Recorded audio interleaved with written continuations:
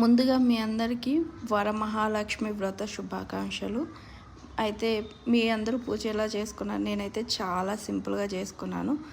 First of all నా ముగ్గు రంగులు పెట్టి ముగ్గేసేసాను, గడప పూజ చేసేసుకున్నాను.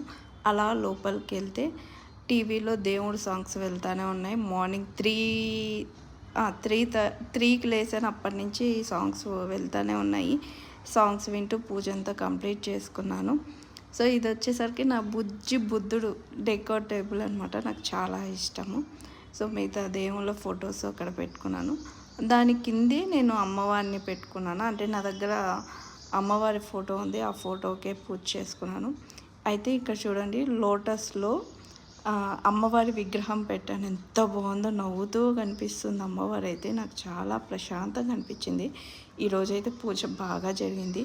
నైవేద్యానికి వచ్చేసరికి పులిహోర, దద్దోజనం, బెల్లం పొంగలి, పాయసం, గారెలు చేసుకున్నాను. ఫ్రూట్స్ ఒక 3 రకాలు పెట్టాను. ఎందుకో నాకు అమ్మవారికి చీర పెట్టుకోవాలి అనిపించింది.